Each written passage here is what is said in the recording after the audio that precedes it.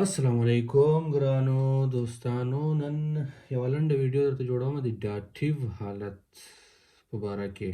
ډېر کسان دي چې د ډاټیو کې ډېر زیات مشکل لري، نو غوښتل مې چې دا په لنډ ډول درته تشریح کړم په اسانه شکل باندې.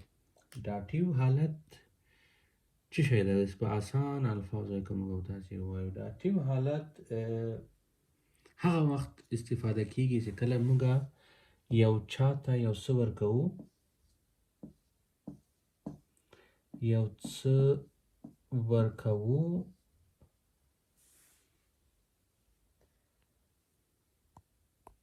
او یا په چا باندې یو څه عمل اجرا کوو.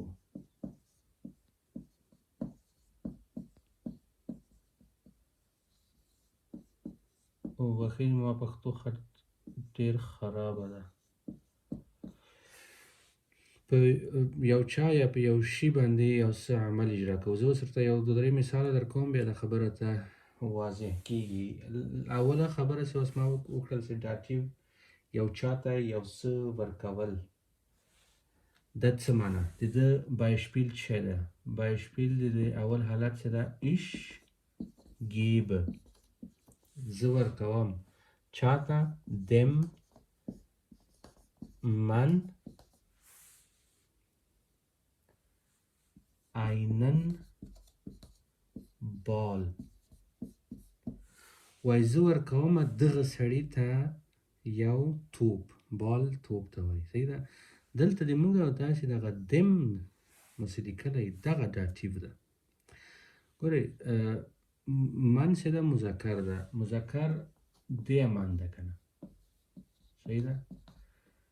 ډاټیو کې حالت کې همیشه د دی چې ده مذکر ده دم ته تبدیلیږي، نو د دی من په ځای دلته دم من. دم من ولې؟ ځکه چې دلته دغه من ډاټیو ده. ډاټیو ولې ده؟ چې دلته موږ یو څه شي ورکړي، څه مو ورکړي؟ د توپ مو ورته ورکړی. نو توپ مو دغه کس ته موږ، ما د خپل لاس نه کې و، ده ته مې ورکړه، نو دم من دلته راځي. خدای دې وکړي چې په دې مثال باندې تاسې پوه شوي. Ich gebe dem Mann einen Ball. زه دغه سړي ته یو توپ ورکوم. دویم حالت دا به زه پاک کړم. موږ او تاسې وویلې چې یو چا باندې یو عمل اجرا کول، دا څه معنا؟ د ده مثال زه غواړم چې اوس درکړم. یو عمل یا یو کار اجرا کول. مثلا زه وایم ich fahre، زه ځمه موټر چلومه، یا ځمه په چی سره؟ mit dem Auto.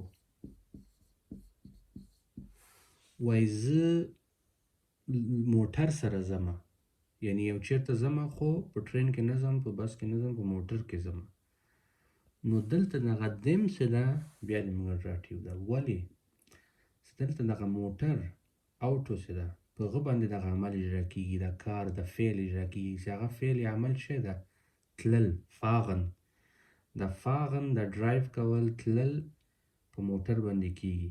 نو دلته د موږ تاسې موټر ډاټیو ده، او ډاټیو همیشه das Auto ده. نو دغه das هم dem ته بدلیږي. Ich fahre mit das Auto، نه سنجلی mit dem Auto. زه موټر سره ځم یا په موټر کې ځم، هر چېرته چې ځم. صحیح ده. نو dia مذکر هم دم ته بدلیږي، او خنثی حالت das هم دم ته تبدیلیږي په ډاټیو کې. اوس پاتې شو صرف مؤنث حالت دی. د دی به هم یو مثال ورکړو چې تاسې پوه شئ چې دی څه شي ته بدلیږي.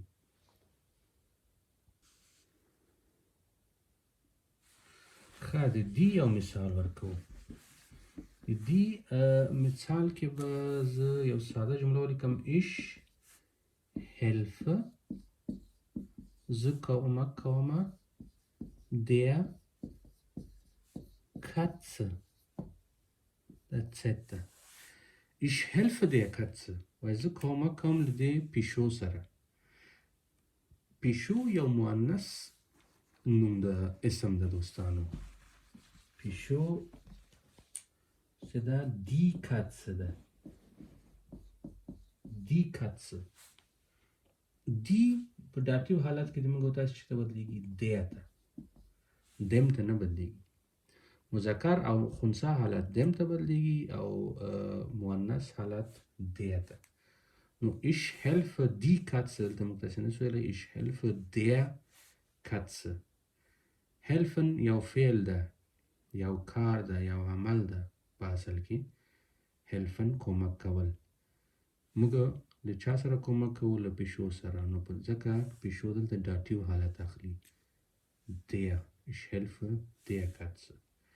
که مثلا موږ تاسې die Frau استعمالو نو ich helfe der Frau. زه له دې ښځې سره کومک کوم، مرسته کوم. ich helfe die Frau بیا نسو ویلی ځکه چې دلته یو عمل په یو چا باندې اجرا کیږي. نو دا په لنډ ډول د داتیو په هکله یو څه نوره تشریح خدای دې وکړي چې په دې باندې پوه شوي یې. کوشش وکړئ ویډیو در سره لایک کړئ، شیر یې کړئ تر څو زیات نه زیات دوستانو ته دا مفید او فایده مند ویډیوګانې ورسیږي او هغوی هم استفاده ترې وکړي. مننه.